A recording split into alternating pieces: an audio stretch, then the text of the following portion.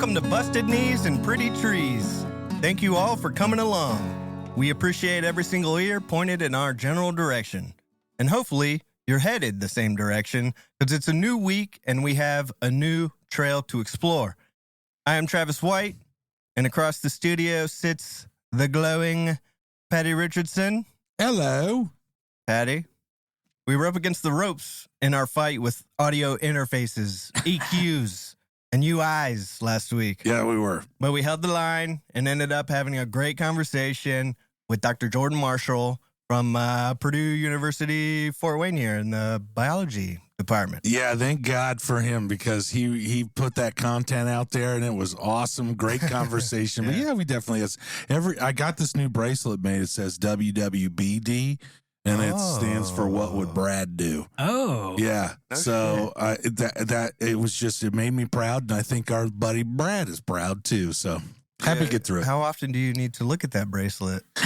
Like I assume probably close to once every 6 months or so. I look at it. Very minimally. It's either when I go on vacation, threaten to quit, or my computer's not working. Yeah. Dr. Jordan was a pretty cool dude, and I really appreciated his take on conservation and invasive species. Yeah. The way he kind of had that nuanced approach, it kind of hit a chord with me because we always have these stories where it's all about conservation and saving this or that or whatever, and then there's these side effects that we're not. And sometimes I wonder, like, obviously we should, make some efforts, but sometimes I wonder if we should make others. It was really cool hearing him talk more about Fox Island because I didn't know a whole lot about what went on out there. Yeah. And I was happy to hear you guys call out acres. Yeah, they're on our shit list, but we'll still go. Yeah, all the time. But it was really cool, dude. Just him reiterating a couple times that the forest wants to be a forest. Yeah, and the second you allow it to be a forest, it becomes a forest, no matter what happens to it.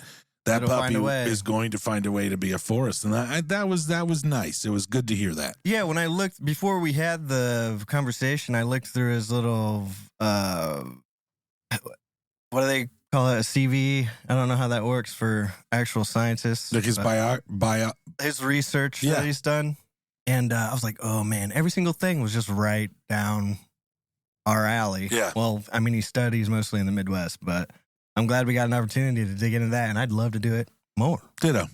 Yeah. But before we go any further, we have an announcement. Many of you may have already heard. He's back. Yay! Our sun-kissed gringo Americano is back from his pilgrimage to the holy Mecca of birding, the island of Costa Rica. Although Brad missed our talk about invasive species, he was busy introducing an invasive species into his gut biome, and we can only hope that the native gut bugs are hardy enough to withstand what I can only imagine is an unspeakable hell unleashed upon your insides. Wait, you hope that they're hardy enough to withstand? Don't we want them not to withstand it and just get on out of there? Bradley, can we just and move on with it? It was gross. Also, Costa Rica is not an island. It's in Central America. Hey, fucking Brad's back. Brad's back. Well, people will know that. Yeah. Other people would have caught that. Do you know how many drive-by sciences we had the last week, dude? And do you know how long it's been since we started? It's been 5 minutes. Puerto Rico. And we're one in, dude. I'm sorry, Travis. It's okay. Oh, sorry, you didn't say something. Well, the good things I was going to say, we're kind of strapped for time. You did say I was sun-kissed. I am unbelievably happy you're back. It's nice seeing you. We haven't actually been down in the studio either since you left because we did that recording with Jordan from Travis' house. So it's just overall nice to be back and staring at your guys' pretty-looking mugs. Seems like it's been a while. Long time. 2 weeks. Yeah.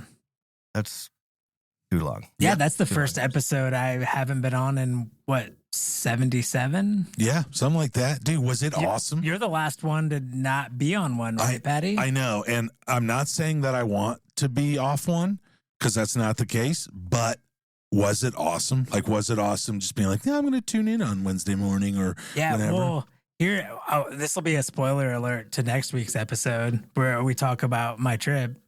Don't give us too much, Bradley D. Spoiler alerted that. Yeah. This is the circumstance for how I listened to last week's episode. Okay. Was we had a 7 a.m. flight out of Costa Rica, and we were about 3 hours away from the airport. And, you got to get there. You don't know what the customs will be like. Right. So we basically left at 12:30 a.m. and drove like in the middle of the night through the mountains in Costa Rica, like a 3-hour drive to the airport. Is there much light? That's out there? No, it was pitch black. Wait. And it was like curvy roads. There's sloth crossing signs, monkey crossing signs. Like you don't know what you see on the road. We didn't see anything really cool, but we could have. And then you decided while you're on this venture through Costa Rica to turn on your favorite backpacking outdoors me and podcast. Sarah listened to it, and there was a couple play it for everybody on the bus or wherever you were. No, I was driving. Oh, Suzuki. Oh shit, I forgot the name of it. It was a badass little Ford. It was no Subaru, but it had excellent ground clearance. And I use that all-wheel drive pretty frequently. So, but yeah, so that was when I listened to the episode. And there was a couple times where there was stuff I either kind of zoned out and missed, but I had to rewind because I was like, wait, you guys are talking about the Dutch elm disease and the ash disease. Yeah. So you liked it. Yeah. You liked it was good you stuff. liked listening in to us late because I think that's gonna be so fun, dude. There was only like 2 times that I wanted to cut in. Yeah. only? Yeah. I know. Damn. That's surprising. Yeah. Well, because it was Jordan talking mostly, I think. An expert. Hey, thank God the News Panther is back, dude. Was he down in the jungle with you? Yeah. Yeah. I had to visit some family. Oh, nice. Before we start the news, I'd like to just mention our website. Okay. Bustedpretty.com. Bustedpretty.com. We add links to all of our episodes, all of our guests, and their organizations. That's right. So you can go check them out. Yep. Links to our socials. Fuck you, Travis. You've just been waiting. Yeah. I was hoping you wouldn't ask. What is it? Busted Pretty at Blue Sky. Busted Knees and Pretty Trees on Instagram. Busted Knees and Pretty Trees on TikTok. Yeah. Now we're back on TikTok. Oh. That's a thing. That's a thing. Yeah. We're back on there as of 2 days ago. So we've been trying and at Busted Knees and Pretty Trees on Threads as well. Nice. So hit us up wherever you can. That website though is badass because if you're just interested in anything more of our guests, you can get on there, follow all their work, see what they're doing, donate, anything like that. It's cool, dude. Give us a follow. Give us a follow, please, Lord. Any of them. All right, News Panther time. All right, I have a humdinger of a story. I would hope so. It's been 2 weeks. You guys probably have seen something about this in the news, but it's about a civil war that's currently going on in the animal kingdom. Oh, the animal kingdom. Yeah. Dude, the whole world is crumbling. Yeah, for real. Well, this civil war is, they're calling it a once in 500-year chimpanzee civil war. What? Whoa. It started with the largest known group of wild chimps that split into 2, and it's left like a crazy aftermath. Where'd they pull this 1 in 500? I think they've extrapolated some stats on that because they've been observing this specific group of chimps for like just over 30 years. Where is this at? I haven't gotten to that part yet. Sorry. Civil War. How many chimpanzees are there? Like, are we talking hundreds? 200. 200 total? Yeah. So 100 v. 100? That's what it's a little more lopsided. There's a small rebellion. Yeah. Well, first, man, this is awesome. I don't know. We should let Brad talk. I know, but I hope it's a rebellion now. Well, yeah, because now I'm somewhat of a subject matter expert on monkeys because I watched Capuchin monkeys on my latest vacation. Brad, quit doing that. I was going to ask you next week if you saw any monkeys. I was just joking. I'm going to have to get in my phone and delete that question. First, how these chimpanzee communities work, specifically like this group of chimpanzees. Do you think, is it okay to say chimps? Yes. Is that like an offensive term to chimpanzees? No. Jesus, Brad. No. No, I can't imagine. All right. So this is just like a super high level rundown of how chimps work in their communities. It's a complex, highly social system that's compared to like the early human civilizations or like communities where humans were gathering. All right. They call it a fission-fusion dynamic because of the way they split and reform throughout the day. Like in the morning, you might have a group of males that split off into one and they just kind of travel. They can maybe patrol the border or go look for a new food source. And then the females with infants will chill out together. And then there's just a mixed group that's just eating, just hanging out eating. It sounds like normal. Yeah. Do they take turns eating? Like they'll rotate around in those groups. And then like throughout the day, they'll come together and maybe nap and eat together and sleep. Safety. And then just go back out. Because they do actually have border patrol and everything like along their border lines to make sure there's no other chimps coming in. Okay. So the community's male dominated. It's a hierarchy or a male dominated hierarchy where males usually stay in their birth groups for life. And within that group, they form strong coalitions and alliances. And a lot of this is like the grooming is a big part of their like politicking and alliance building. Like I'll groom you, but you got to do this for me. Yeah. Or like I won't let you groom me. Yeah. Like get the hell out of here. I don't even want your black market donations. Get off. And so the males stay in the same group. Females leave the group and go to a male's group. And like usually when they find the mate. So that's like one of the main differences between males and females. There is usually an alpha male, but it's not like they don't maintain their power through physical means, but it's through like politicking and social means that they stay in charge. And usually it takes two males to overthrow one male. Whoa. So there's like a lot going on in this. Whoa. Yeah. So this community is in Uganda, and they live in Uganda's Congaree National Park. And this is these are the Ngogo community, and there's 200 of them. And so this area is like, if you picture Africa, it's in the like central region on the eastern side of Africa. All right. Wait, I have a question for you before you go too far. Yeah. Because it's not about strength. It's about politicking. Yeah, for like whoever's in charge of the. Does that have to do with like being the loudest?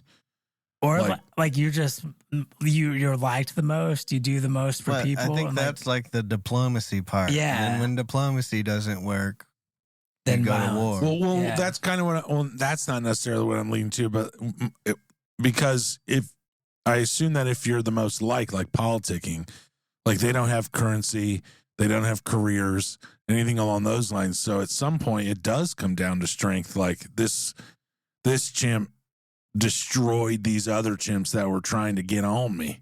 Right. Yeah. But I think it's also like just how you act in the community. Oh, you're just a fly ass chimp. Yeah. Like you're the coolest. Everybody wants to be around throwing you. up hang loose signs like crazy. Like you can hang a clothesline with 550 cord. What happens if you're one of the dudes that's always eating and never patrolling or that? They do.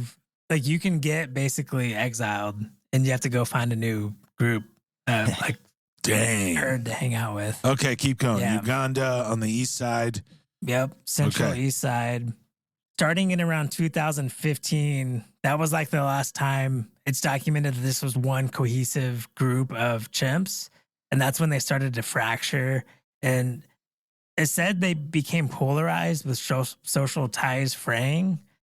But it was like the neighborhoods and groups within the community started to basically solidify into distinct factions. And that was when this split started happening. Whoa. And then they started contesting, because you know how like you have like think of New York City, the Bronx, Queens, and be like, you're all in New York City, but then you still have your Bronx, Queens, but then you start really like protecting those borders of the Bronx and the Queens from crossing. Yeah. So they started kind of like cliques within the tribe. Like I used to be able to come over here and go grocery shopping. Yeah. Like what the fuck? Yeah. But now you're like getting kicked out. I think that's how it would go down. If things broke down nationally and then things broke down statewide and then to the county level. And then to your little, say you're in a small town, and then the factions just keep breaking up smaller and smaller. Well, and that's where they say like the weird thing about this is they've obviously seen a ton of chimps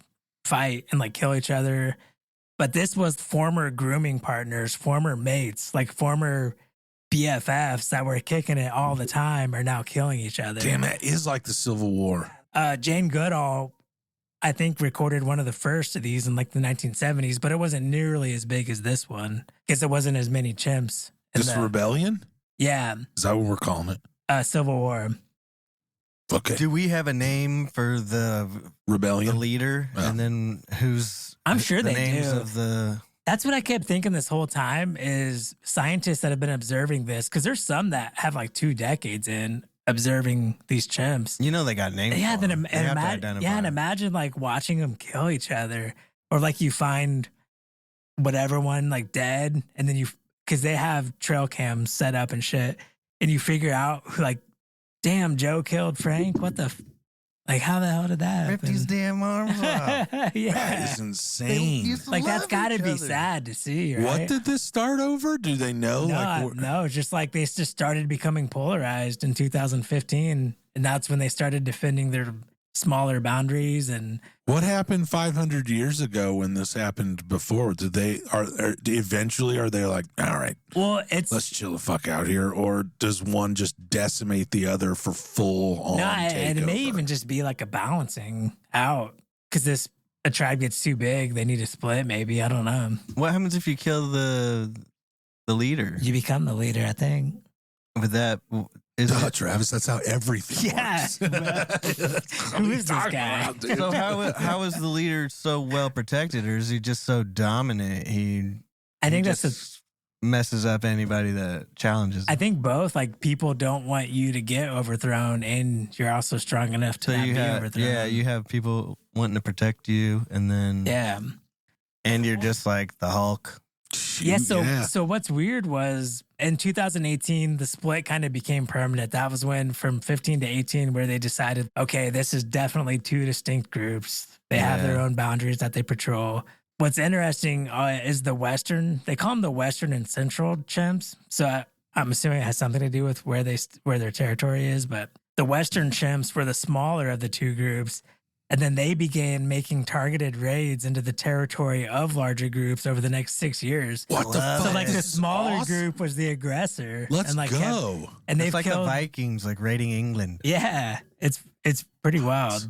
What? They've killed at least 7 adult males and 17 infants, but scientists believe that there's actually an additional 14 adolescent and adult males because they just like died unexpectedly. They just couldn't specifically say either because they couldn't find the body, or when they found it, they couldn't specifically say. By that point, it's been eaten and other things. Yeah. But they had no reason to believe, based on previous studying, that they were about to die, like from a disease or anything. So they don't just criminy. Shred them like I'm thinking in my head.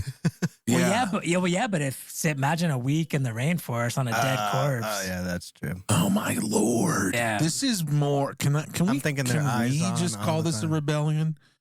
The Great Chimp Rebellion, the Great Western Territory it's Rebellion. The smaller group, you know what I mean? Like I want battle maps. I want battle maps. There's videos. Of like raids rank online. structure. Raids? Yeah, where it's like a whole horde of them, like in a row, like attacking, and it's terrifying. Does it look strategic? Are they using It weapons? kind of does. But what's crazy is there's a dude, and you can tell it's a person holding a camera. Is like, what the hell? Like, panning around everywhere.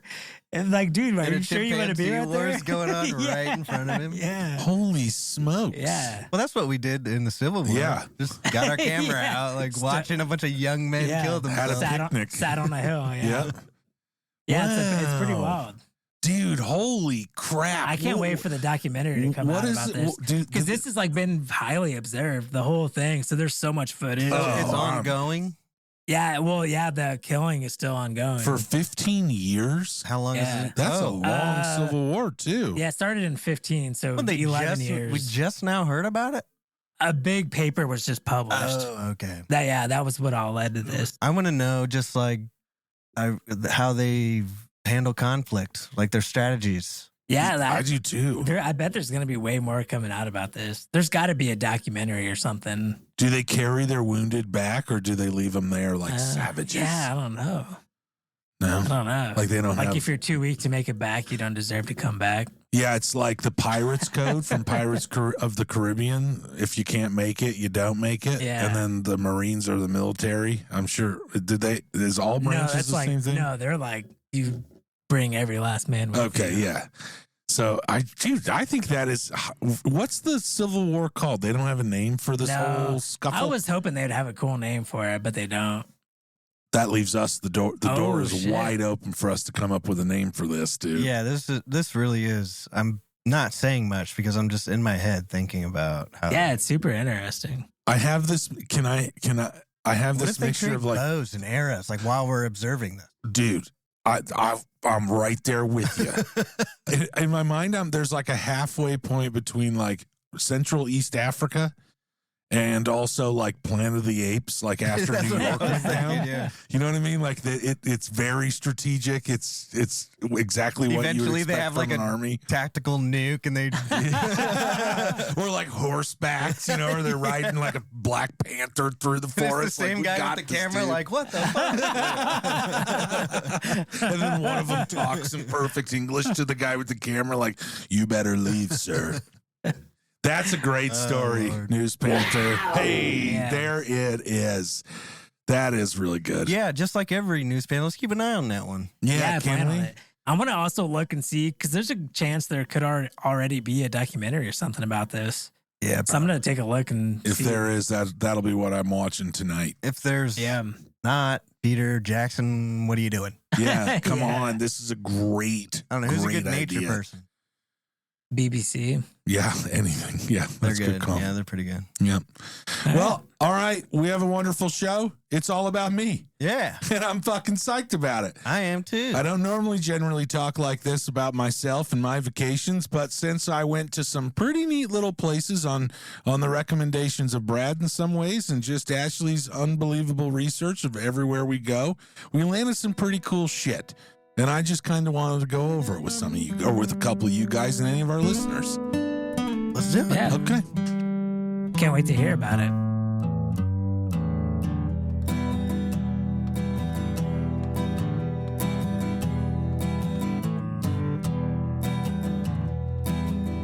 Hello, welcome back to Busted Knees and Pretty Trees. And we're here talking with Paddy Richardson. Yeah. About his recent trip that he took out east, southeast. South Carolina. South Kakalaki. That's what we call it. Right, Brad? Yep, that's what we call it. And Brad is our authority in the matter because he lived in Charleston, South Carolina for a number of years. Yeah. He gave me a lot of good recommendations of places to go and people, or not really people to see, but places to go. That would be, you need to go see Ted at the butcher shop. Yeah? under the tree in the park at 4 p.m. Oh, not going there. Nope. You're no fun. 4 p.m.? Yeah. Well, that seems better. Either one. I'd go at 4 p.m. Either one. Yeah. No, not 4 a.m. That's weird. First question. Yeah. What really get you out there on the trail. Like bottom line, I don't want to. Okay. Is it being able to watch Friends? Yeah, it's because when I finally get to my camp, I have 6, 8, 7, 8, 9 hours of unadulterated Friends time. Nobody's asking me to do anything. Sometimes, like the award of just being done is enough. I'm fine with that award. Yeah. Like I don't want, we don't need to get in my backpacking expertise. I have the real first question. Oh. So you drove, right? Yep, we drove. Okay, so we're all old men now. Yeah. Well. So the most important thing we need to ask is, did you take I-75 south to 40 east through the Smoky Mountains? Or did you go through the longest stretch of road known to man, that is Ohio, diagonally? Yeah, that's what I did. To West Virginia, Charleston, Charlotte. Yeah. 77 South. Yeah. That's what I did. We wanted to get down there. I don't actually mind that Ohio trip because it's like, give Ohio all the shit we can, for sure. But goddamn, their roads. It is like, that is, yeah. Because it's not interstate either. It's 30 or something. Like it's a lot of highway, but it's built like an interstate. It's just a beautiful cruising road, dude. Yeah. I can't help it. But then you get down into West Virginia, then you start feeling it. And I like Charleston, West Virginia. It's an interesting awesome town. Yeah. Just even the geography of it. That's what I'm referring to, because it's like Pittsburgh, where you kind of come out of the mountains and then you get this like aerial view of the town. Yeah. And you could see the old coal mining plant at the end. And they have all the old iron bridges everywhere. So because there's a river that runs through as hell. Yeah, so you leave early enough in the morning from our place and you get there like a good time in the morning. That's almost like a good halfway point too. Yeah, it's pretty far than halfway. Yeah. I think you're still about 2-3 hours from halfway. Yeah, but it was very cool, dude. It was very cool drive, fast drive. We stopped at a rest stop in North Carolina, and that's where I got my first bird of the trip. Oh, I can't remember what it is now. God damn it, must dude. not be true. Oh, then. did you? Yellow-bellied sapsucker. That's what I got down there. So that was cool. Bazzy got his camera out for the first time, was taking neat photos. It was awesome. Nice. Yeah. Oh, you mean first bird with your camera? No, first bird on the trip. Okay. Did you just start a new? You weren't going to start your new birding list until you started this trip? Or No. I started my birding list. First bird of the trip. Is of the trip. Yeah. I started my new bird list at January 6th, 7th, something like that. So, yeah. Yeah. Dude, then we went down to Charleston. It was fucking awesome. Actually, we didn't really spend but like maybe 3 hours in Charleston. We didn't do a lot there. I wasn't all that impressed. It's not necessarily what I remember. We went down to like the city market. Yeah, that was what I remember. But even the stuff around that was a little bit different. Oh, dude, it's changed so much. Yeah, it wasn't. Even since I only moved there in 2010. Well, I remember there being like a lot of cobblestone around that area, and I didn't see a lot of that. And it's just that vibe I was telling Ashley and Sebastian and Papa Don about it the whole drive. Wasn't there, but we were only there to go to Fort Sumter because we hopped on the ferry there. That shit is fucking great, dude. You went from the aquarium side? From the aquarium side, Liberty Square. I think that's like the one side I've actually never gone from. Well, it was right in Charleston, and I thought once we got off that trip, we could just go hit up a restaurant of some kind. And I tried to get reservations at Husk. I was a little late there, so Did then you we get barbecue? No, we didn't eat barbecue at all. Damn. The whole time. That Rodney Scott barbecues. Downtown. I know. I didn't do it. Dang. I didn't do it. Dude, but Fort Sumter, though. Sumter's. Holy that is Mozambique. It's a national monument. It is, yeah. The first shot of the Civil War was fired onto Fort Sumter. Thank you. Yeah, absolutely. What else? Dude, it was just awesome. You hop on this ferry. The only people at the fort at that time that you're there are the people that are on the ferry. So it's like 30 to 50 to 60 people, something like that. And like a ranger. And a couple rangers, yeah. And there was like a 10-minute, right when you got on into the fort, there was a 10-minute kind of spiel of what the history of it was. And then from there, you could just meander around all you want. Yeah. Dude, it was awesome. And sometimes you could follow, like the ranger will like go around and kind of give a loose tour of different things. And point out like shell casings or shells in the wall still. And we did that right after the speech. There was a volunteer ranger named Bob with 2 B's. That's what he called himself. Wait, B-O-B or B-O-B-B? I didn't ask. Well, that would be 3 B's.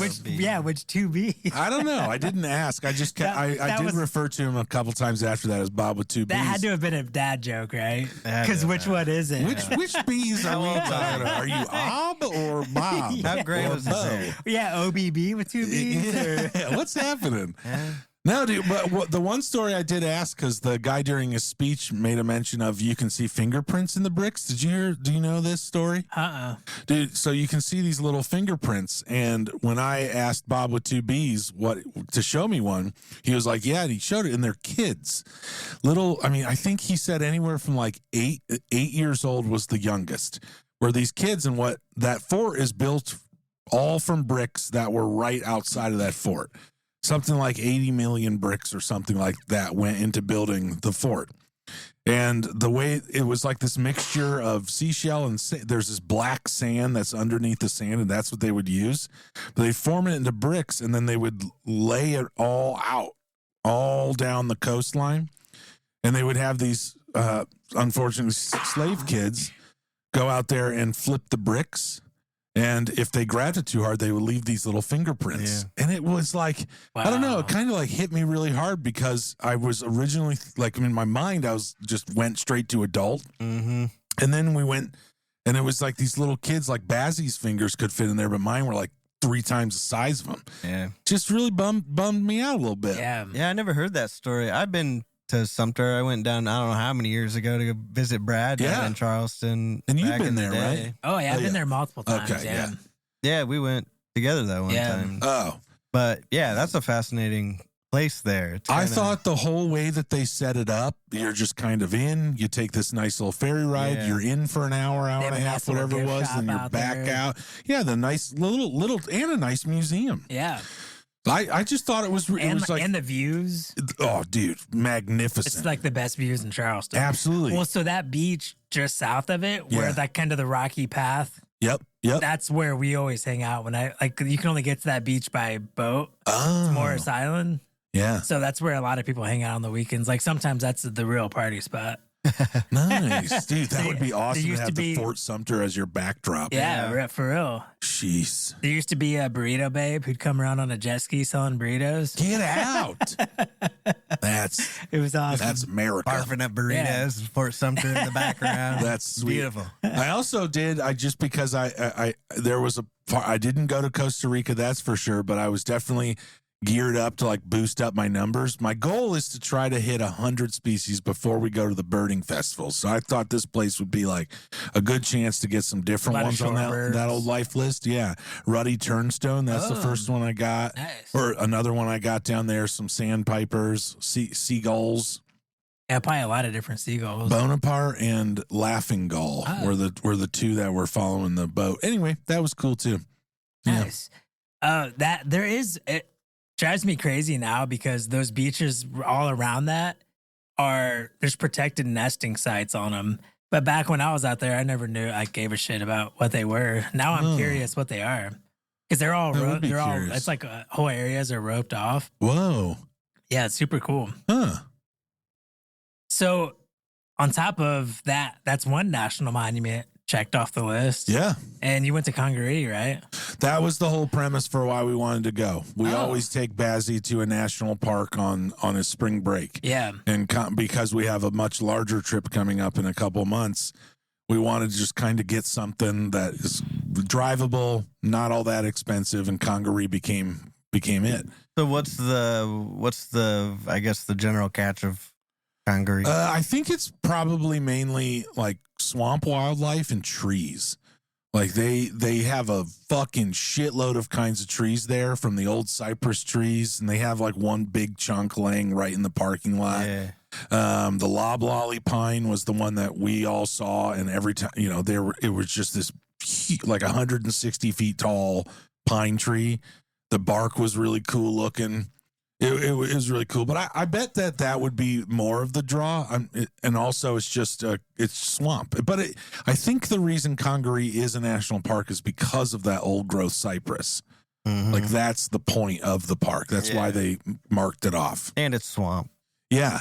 What I will say to anybody that's reviewing national parks and trying to decide where to go, Congaree National Park is highly rated as the least favorite national park in the country. No kidding. That is sometimes argued between the Congaree, Hot Springs National Park down in Arkansas, or the St. Louis Arch. Okay, yeah. So, I mean, like, that's a pretty low bar to be associated with. And I wholeheartedly disagree.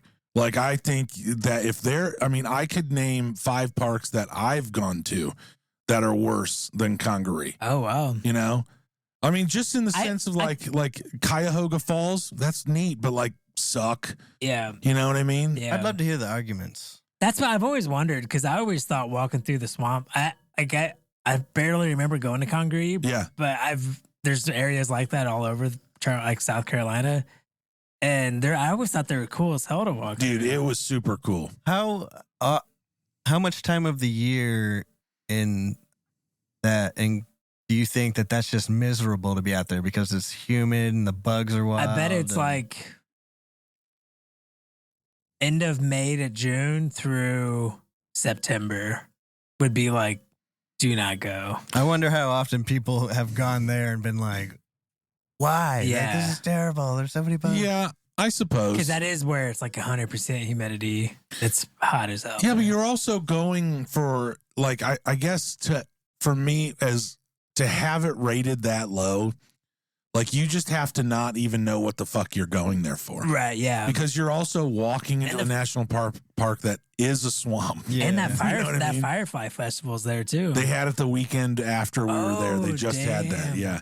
All their shirts and everything in their gift shop was, not all of them, but a lot of them were Firefly. Oh, that was one of the questions on my list. How was the gift shop? The gift shop was really cool. They had a little theater in the back where they were playing like probably a video on loop about the history of the national park. It's not a very old national park, I believe. Yeah. It's 54 years old, so really not that old. 70s. Something. And is it big? Did you guys do any trails? Do they have what's their trail system like? So one of the big trails was closed. The boardwalk? No, the boardwalk, well, part of the boardwalk. Okay. You could do this like 10-mile, maybe it's less than that loop, but the east end or one of the ends was closed. Yeah, so it kind of cut you off right in between that, and you walk down this little. It was actually probably like to get machinery down. There was more of a road than a trail, but dude, the boardwalk was awesome. Yeah, because it's like kind of watery, swampy area that it goes over.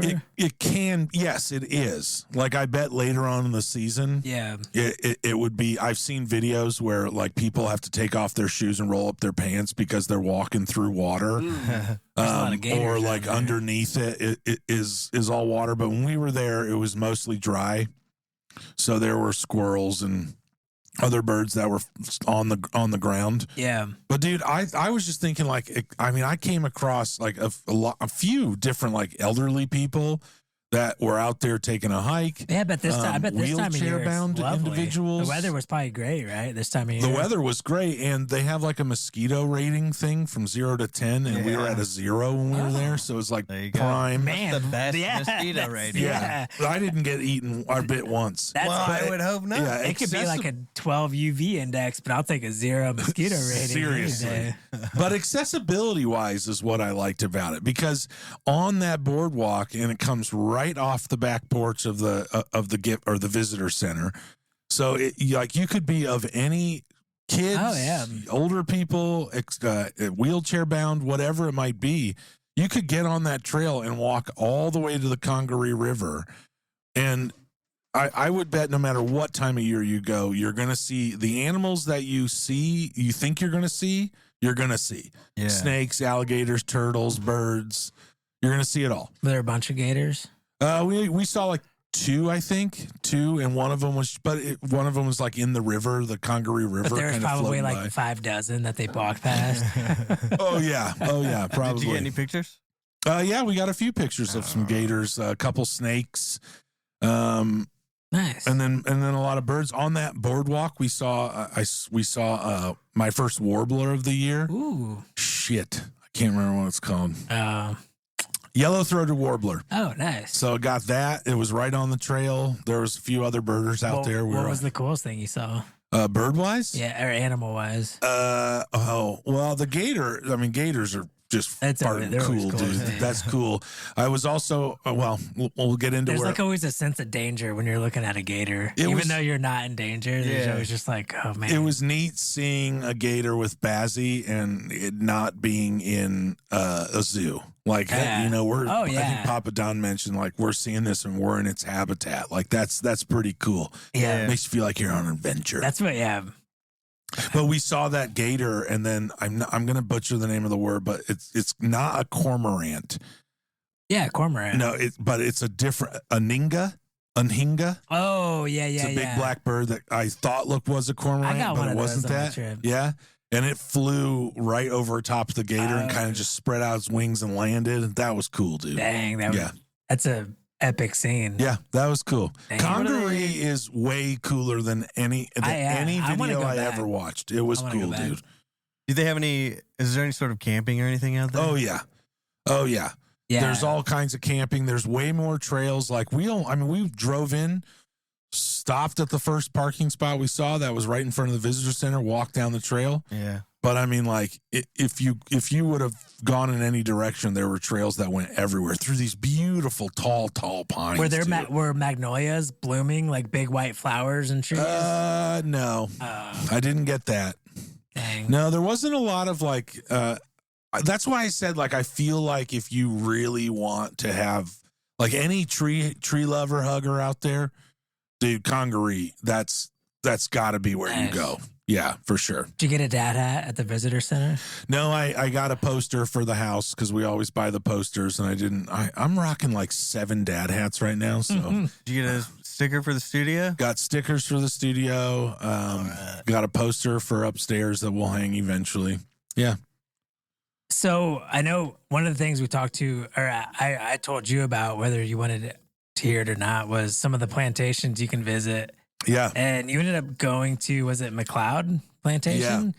Yeah. So I'm interested to hear about that because when I lived there, it had been being redeveloped the whole time I was there and it wasn't open. Oh, wow. And they had like slowly would open small portions of it, but it was never fully open until I left. So that's a pretty new place. And it's one of the few ones that's a county park. Yep. Most of them are privately owned. Yep. It's a county park? Yep. Yeah. So How big is this plantation? Even what's more interesting about it is it's on like prime real estate. Like it's on James Island overlooking the Charleston Harbor. Oh, it's on an island. Well, no, they call it James Island just because there's hypothetically it is an island. Yeah, technically it is, but it's by 2 main rivers. Bridge that we drove over. Yeah. Well, no, the houses are on stilts on the other side. It's where that big circle hotel is in the Waffle House. Okay. That's like the beginning of James Island. But yeah, so I want to hear about.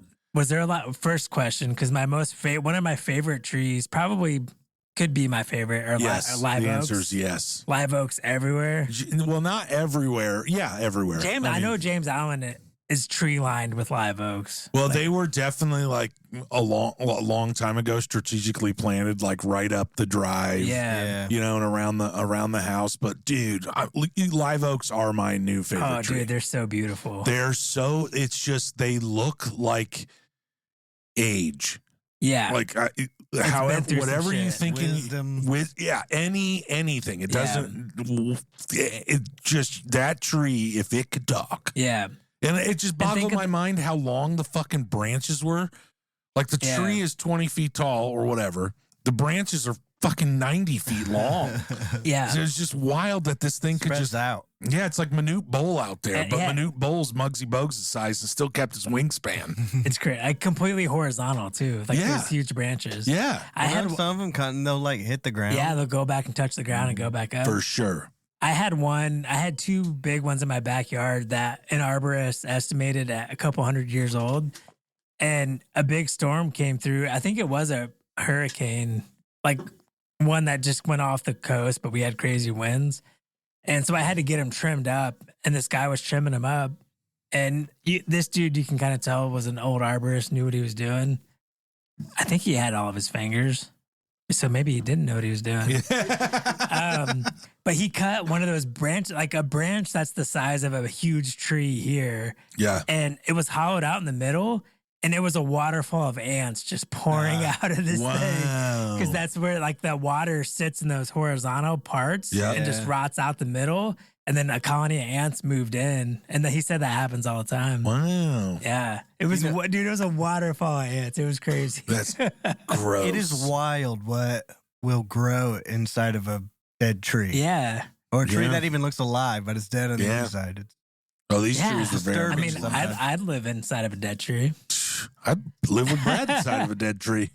Yeah. So what did this place? What was McLeod like? Did they have like a mansion there, or there was a mansion? They just redid like the front kind of porch to it. What we liked about it, I should say what Ashley liked about it, because this was very much she wanted to go to a plantation and understand the history and the story.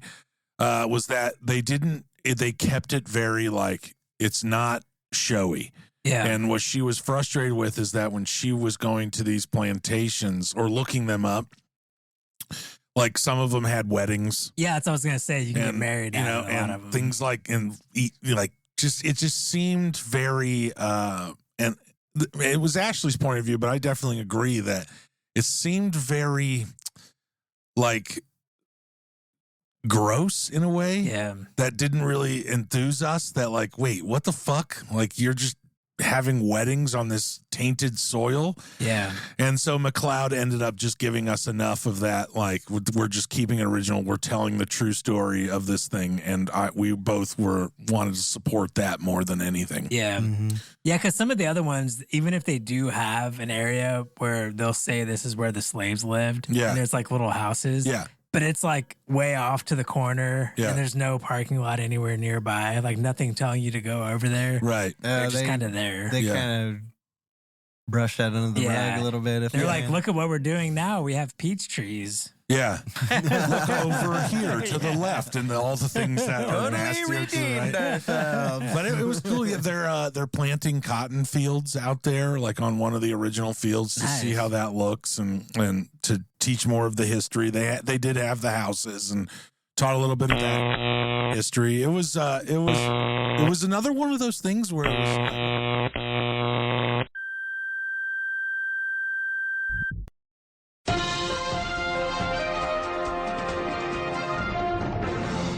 Oh no, we lost Patrick. What happened? He actually lost power in the middle of recording. So we're here to finish it. It's still storming. Yeah, we're about to get another storm tonight, so we got to hurry up and finish this. It's been storming all day. Yeah, that was the first time in 10 years that our power has gone out. So I apologize for you guys and to our listeners. But we are back, and I'm psyched about that because I had one more thing I just wanted to cover on our trip, and that was our little vacation out to Bulls Island. Have you guys, Brad, you said that you went to Bulls Bay and maybe did some fishing and stuff? Is this in South Carolina? Yeah. Yep. Right outside of Charleston. And I think there were restrictions on fishing to Bulls Bay because it was like a protected area. Yeah. But we used to just south of Bulls Island's Capers Island. Yeah. And I don't think there's a whole lot separating them. Well, we used to go there on the weekends and camp on the beach, like Friday, Saturday, go home Sunday. You could only get there by boat, so you had to bring all your camping gear on the boat and usually any firewood because you can't really find good burnable wood. Right. What's the attraction? Is it just an uninhabited island that? Yeah, these are like the largest uninhabited islands on the East Coast. They're all open to the public, Yeah. or nobody? Okay. Is it like a protected thing, or? Yeah, isn't Bulls Island and Bulls Bay, right, Paddy? That's like a nature preserve, isn't it? Yeah, it starts right at the dock, and to get out there, you kind of take this little ferry ride in this marshland, It was absolutely stunning. They were explaining like all the depth. I saw a bunch of birds, saw some dolphin, saw my first loon. I got a photo of a common loon out there. So that was awesome. And there was another woman from, I believe, Arizona, and she was up there birding. So she had a set of knocks on her, not the monoculars, but the full-on knocks. And so that's how I kind of introduced myself. I was like, man, are those knocks? And she's like, yeah, I really, really like them. And then there goes our blossoming friendship. Nice. Yeah, it was awesome. I mean, it's just I feel like the common kind of theme of our trip was all of these things are like this really pretty ferry ride to where you're going, and then you have an allotted amount of time to enjoy what you want to enjoy, and then the ferry picks you up, takes you back to your car, and you're done for the day. By that point, it's like 4, 5, 6 o'clock at night, and you stop somewhere for dinner. We stopped at a really neat seafood joint, just a hole in the wall right across the street. Got soft-shell crab. Yeah, so it was just awesome. Yeah, because you drove a little north to get to the ferry, right? Like on 17. Yeah, from where we probably were. went through a huge national forest. It was a massive national forest. Yeah, like we drove through it for probably 20 minutes. Yeah, it's pretty bad. Like I used to go hiking there quite a bit. Oh, really? A lot of it's kind of like how you described Congaree too. They have those boardwalks going through big sections. No kidding. Yeah, it's super cool. I can't think of what the hell the name of it is. But yeah, it's a badass national forest. Well, that'll be something. Other than taking you out to the island with a ferry, are there any other activities other than hiking and just observing? No, not really. No, not really. There was just trails. A lot of people just walked right back to the beach which is like a mile and a half from where the dock is, where they drop you off. You walk kind of straight through the island, and then you have this beach. And it was amazing because if you remember where the Fort Sumter was a ferry, and it only allotted for the people that are on the ferry are the ones on the island on Fort Sumter. And that's the same way the Bulls Island is, where the 20, 30 people that were on this ferry were the only ones on the island the entire day. Yeah. Unless it's like, because you could, like, if you have a boat, like, say we have a boat, like, we could go out there. But you can only get there by boat. Oh, yeah. I saw a couple people that, like, had boats, like, way down shore, because I believe it's, like, I don't know. This is Drive By Science. I should have been listening a little bit closer, but I believe it was like something like 9 to 22 miles long, which I know is a range. It's not 2. It's either 9 or 22. That's like Brad, like guessing how much further we have to go in the trail. Yeah, it is, you man. mean like Bulls Island's that long? Yeah, it was really big. I would imagine. Yeah, I don't know if all of it is a reserve or just like where we were. But it was really I know there's sweet. some kind of protection because, like, I know capers, there's rules about what you can and can't do out there. There's most certainly protection. I mean, that's why they only allow a certain amount of people going out there a day. Yeah. You got to think there was 30 people on our ferry. We went. So if anybody wants to go, the way we did it is if you get the ferry at 9:30 in the morning, then the next ferry comes at 12:30, and we'll either pick whoever wants to go home, or you're getting dropped off until 4:30. So if you go on the 9, you can hold over. So that's what we did with the first 4 hours or whatever. We just hung out on the beach. Bazzy played in the sand.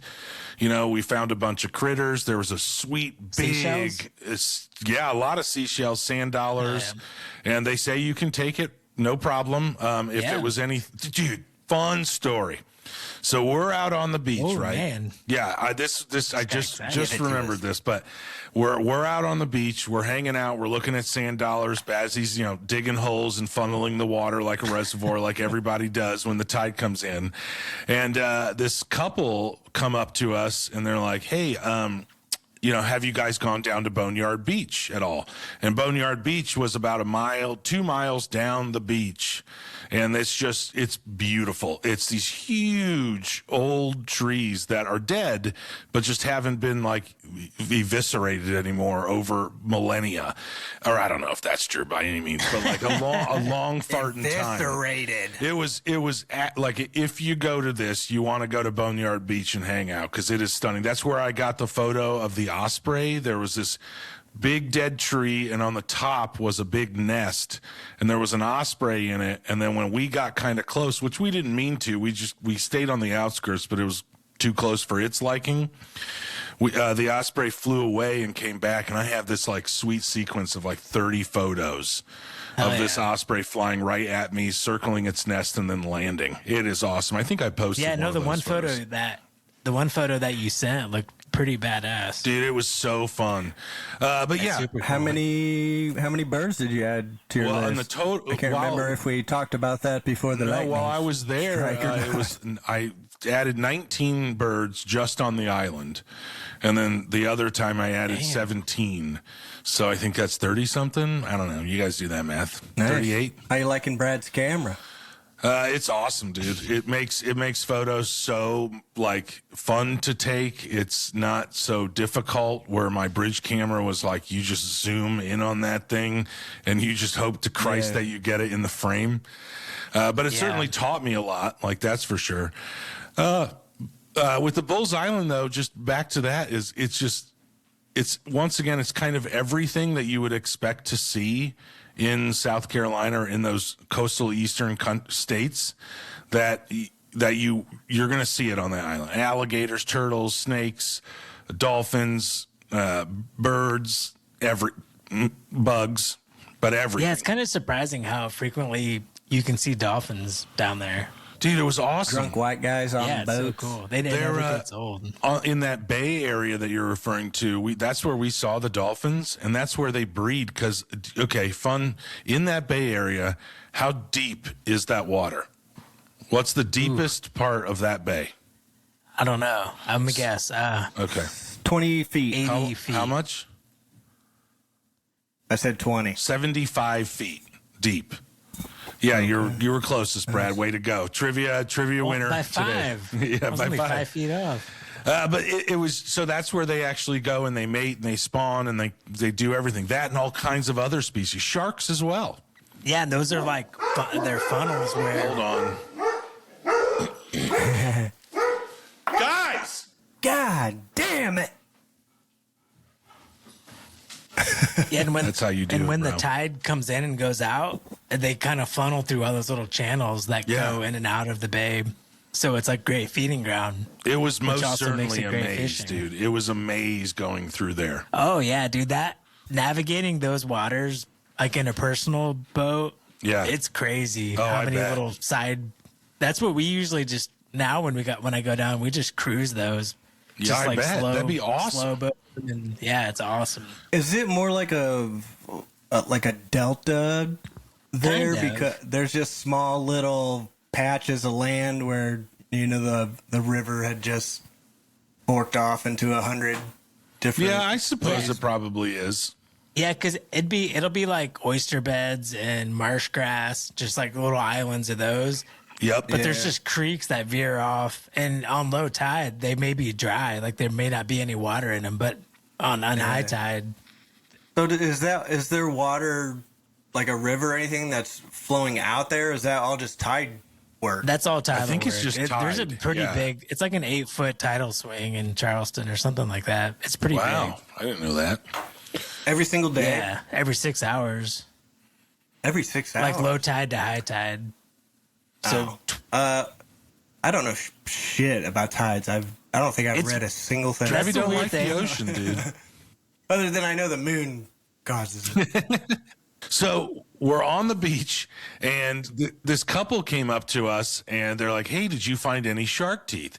And we're like, "No, we're just looking, whatever." I saw a horseshoe, like a monster horseshoe crab, a live one. God, they're so creepy. Dude, I love horseshoe crabs. Nope. When I was, forget it, never mind.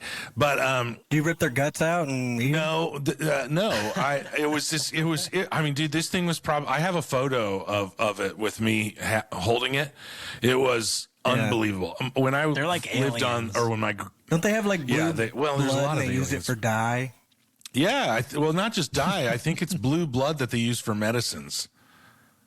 Oh, Yeah, like there's actually horseshoe crab farms for that. Is what I think I saw that on PBS. Oh, so we are slaughtering them. I don't think we're slaughtering them. I think there's I don't know. Anyway, so this couple came up and they asked us if we found shark teeth, and I was like, or we said no, no. And it was the wife that was about 40 feet in front of the husband. And she goes, "Oh man, my husband found this shark tooth. It's, you know what, forget it. I'm just going to let him tell you."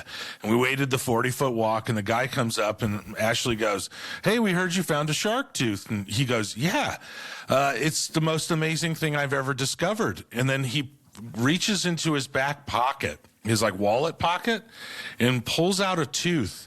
Dude, the tooth is the size of my hand. It was a megalodon tooth? It had to have been a megalodon tooth, fully intact, black like they are.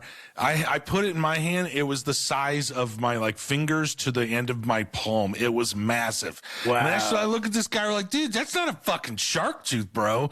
That's a goddamn megalodon tooth. There's people awesome. like that's all they do is scuba dive and search for those teeth. He said it was the most amazing thing ever. He let the official, like those, what the people that drove the ferry, what they'll tell you is if you're going to take a log or anything from the island, you have to show it to them first. That way, if it's some kind of historical significance or, ecological significance, they won't let you take it. But like they let us take a few sand dollars, So. Yeah, that's way too cool, sir. Sorry, I'm gonna have to, shit. Like, I'm sorry, that. man. Like, this is. But I actually didn't check with him because I think he left on the 12:30 ferry back, and we stayed till 4:30. I wouldn't have fucking told anybody, dude. I would have. Well, I was taken that shit. Keistered it. Brad would have keistered it. Big ass megalodon tooth. That'd be crazy, dude. Absolutely recommend Bulls Island. I don't necessarily know if I recommend Charleston anymore, like I was talking about earlier, but everything around Charleston was so fun. It was so well put together. It was get on a ferry and go to the island, or get on a ferry and go to Fort Sumter, or walk through this other thing. It was just so well done. Congaree and the boardwalk, super accessible to anybody. It was like every experience we had was just so like clockwork. So I absolutely recommend it. Because Charleston itself geographically is really small. Like it's not much. The whole area is named different cities. Yeah. So Charleston itself, the peninsula, they could take it or leave it. Well, I guess I suppose like I'm talking about all the surrounding areas. It's just kind of like a whatever. But when you get out to that nature side of that region, it was really cool, dude. I have nothing but praise for the experience that we did have. That was super fun. Bullseye birding like 19 species for me in 8 hours. I thought that was pretty gnarly. That's pretty badass. Yeah, badass. All the other creatures that we got to see at all the different places we went. If you guys ever want to go, I will go back with you. Dude, just think about how cool it would be camping on one of those beaches. Like, that's what got me into camping more. Dude, it's SCXY, man. Sexy. Dude, it's amazing. Take everybody out there. How many people can you get on a boat? Well, depends how many trips you want to take back and forth from the dock or from the boat ramp to pick people up. What about that ferry? I don't think you would want to. Yeah, you couldn't do that. No. You do have to get permits. I will say that. Island? Like you do have to get permits to camp on the beach. I would believe that you would not be able to stay at Bulls Island. It was much more like locked down than that. Yeah, I think you can't do that. I think capers. This was more like Bulls Island. Think more of like it's a nature preserve. It's a nature preserve. Yeah. They're like, even the people that take you out there are like, the one lady was there to study sea turtles. There's 4 varieties of sea turtles that come there to nest and to breed. So that's why she was on this coastal expeditions. The money that we paid, like a big percentage, if not all the percentage, goes to conservation of that area and, different training and, that's why I think education. like fishing Bulls Bay might be like I don't know that I've ever fished it because I think it is kind of restrictive about what you can and can't do in there. I imagine so. I just didn't. So we used to always just say there's plenty of other places to fish. Yeah. Honestly, when I was out there, I didn't listen much because I was just like that. The Bulls Island was the place that I wanted to go. Like that was nice. I was locked in. I read a lot about it. The Boneyard Beach seemed awesome. Just a wide open expanse of beach on the Atlantic was awesome. And then the birds were amazing. It was super duper fun. Yeah. So guys, that's all I really wanted to cover. I'm sorry about our technical difficulties earlier. Mother Nature. Listeners, Mother Nature struck and she won, but we got through this. We had to. Yeah, this has been a trying on a Monday. This was trying. Frankenstein and audio system together. Yeah, one of these episodes we're gonna lay in another just exactly the way it's supposed to go. We've just had a couple weeks of some strange things, but Brad and I were talking earlier. These few weeks has been like a real like trials and tribulations, and we've succumbed each time. Thanks for listening, everybody. Yeah, thanks, guys. We appreciate you. We love you. Make sure you follow us. Go to Charleston. Yes. Surrounding areas. Keep on Sumter. God damn it, Brad. Keep on sauntering, everybody. Bye-bye. See ya.